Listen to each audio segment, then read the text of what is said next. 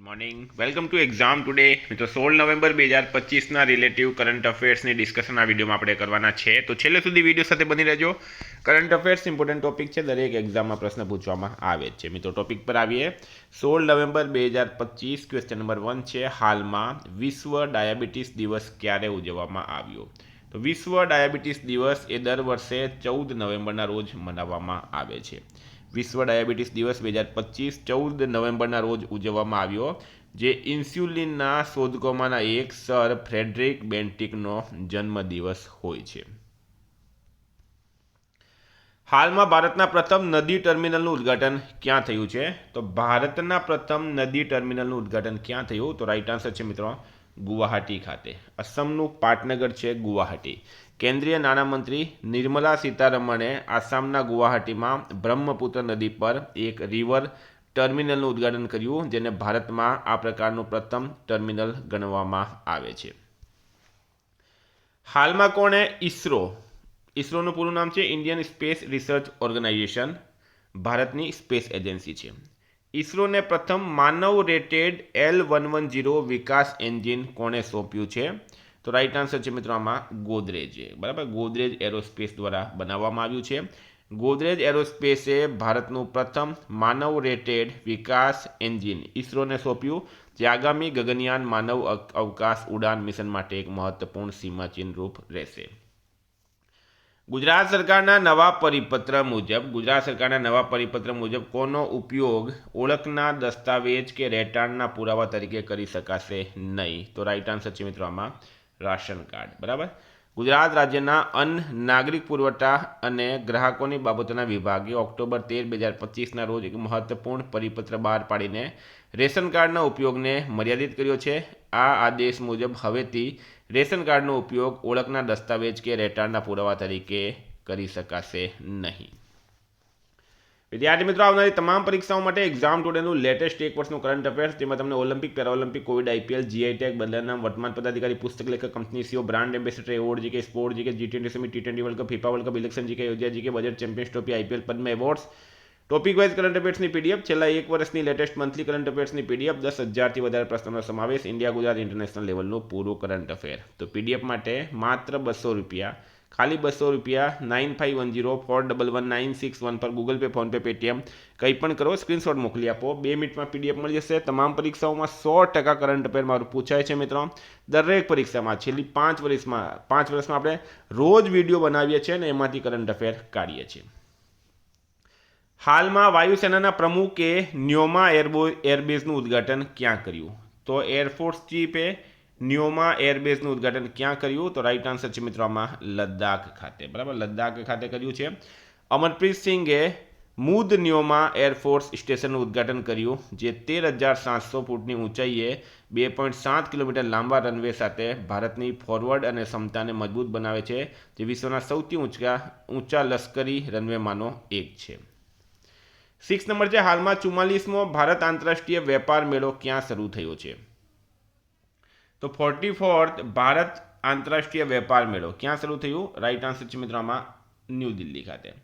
એક ભારત શ્રેષ્ઠ ભારત થીમ હેઠળ રાજ્યમંત્રી જીતિન પ્રસાદ દ્વારા ઉદ્ઘાટન કરાયેલ 44માં IITF ભારત મંડપમ ખાતે શરૂ કરવામાં આવ્યું છે. 7 નંબર છે, હાલમાં કયા રાજ્યને રાષ્ટ્રીય જળ પુરસ્કાર 2024માં શ્રેષ્ઠ રાજ્ય જાહેર કરવામાં આવ્યું? તો મિત્રો મહારાષ્ટ્ર રાઈટ આન્સર છે આમાં. કેન્દ્રીય જળ શક્તિ મંત્રી CR પાટીલે નવી દિલ્હીના શ્રમ શક્તિ ભવન ખાતે વર્ષ 2024 માટે 6ઠ્ઠા રાષ્ટ્રીય જળ પુરસ્કારોની જાહેરાત કરી. મહારાષ્ટ્રને શ્રેષ્ઠ રાજ્ય પુરસ્કાર મળ્યો, જ્યારે ગુજરાત અને હરિયાણા બીજા અને ત્રીજા ક્રમે આવે છે, બરાબર. ગુજરાત કયા ક્રમે છે? બીજા, અને હરિયાણા ત્રીજા ક્રમે છે, અને આ 2024 માટે એવોર્ડ આપવામાં આવ્યા છે. હવે મહારાષ્ટ્રની વાત કરીએ તો મહારાષ્ટ્રનું કેપિટલ છે મુંબઈ, સીએમ છે દેવેન્દ્ર ફડણવીસ, રાજ્યપાલ છે આચાર્ય દેવવ્રત.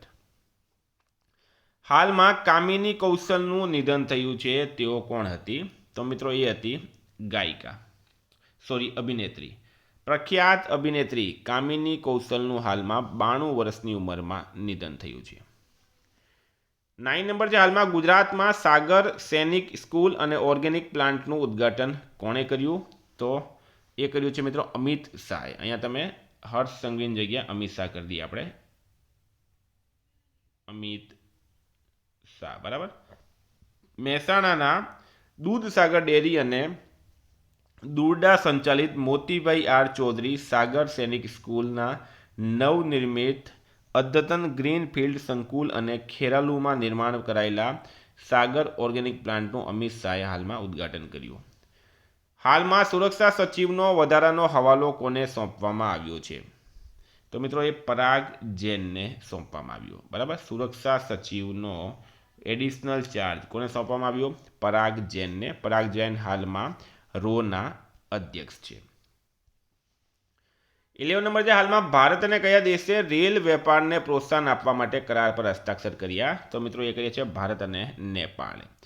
ભારત અને નેપાળે રેલ વેપારને પ્રોત્સાહન આપવા માટે કરાર પર હસ્તાક્ષર કર્યા. નેપાળનું કેપિટલ છે મિત્રો કાઠમંડુ, કરન્સી છે નેપાળી રૂપિયા, પીએમ છે સુશીલા કાર્કી અને પ્રેસિડેન્ટ છે રામચંદ્ર પટેલ. ભારત અને નેપાળે કન્ટેનરાઇઝ અને બલ્ક કાર્ગો માટે જોગબની બિરાટનગર લિંક રોડ દ્વારા રેલ માલ ટ્રાફિકને વિસ્તૃત કરવા માટે સમજૂતી પત્રનું આદાન પ્રદાન કર્યું છે. હાલમાં કોના દ્વારા મહિલા ઉદ્યોગ સાહસિકો માટે વી રાઇઝ પહેલ શરૂ કરવામાં આવી? વી રાઇઝ પહેલ શરૂ કરવામાં આવી. તો રાઈટ આન્સર છે મિત્રો આમાં નીતિ આયોગ દ્વારા. ભારતમાં મહિલા ઉદ્યોગ સાહસિકોને સશક્ત બનાવવાના એક વ્યૂહાત્મક પગલાં તરીકે નીતિ આયોગના વુમન એન્ટરપ્રેન્યોરશિપ પ્લેટફોર્મ એ ડીપી વર્લ્ડ સાથે ભાગીદારીમાં we rise women entrepreneurship reimagining exclusive and sustainable enterprises પહેલ શરૂ કરી છે. 13 નંબર છે, હાલમાં ઉપરાષ્ટ્રપતિ સીપી રાધાકૃષ્ણને CII પાર્ટનરશિપ સમિટનું ઉદ્ઘાટન ક્યાં કર્યું? તો મિત્રો એમણે ક્યાં કર્યું છે? તો એ કર્યું છે વિશાખાપટ્ટનમ ખાતે. આપણા દેશના ઉપરાષ્ટ્રપતિ બની ગયા છે સીપી રાધાકૃષ્ણન. એમણે આજે આંધ્રપ્રદેશના વિશાખાપટ્ટનમમાં 30મા CII પાર્ટનરશિપ સમિટ 2025નું ઉદ્ઘાટન કર્યું. આ 2 દિવસીય સમિટનું આયોજન ભારતીય ઉદ્યોગ સંઘ દ્વારા ભારત સરકાર અને આંધ્રપ્રદેશ સરકારના સહયોગથી કરવામાં આવ્યું છે. 14 છે, હાલમાં યુનેસ્કોના કાઉન્સિલ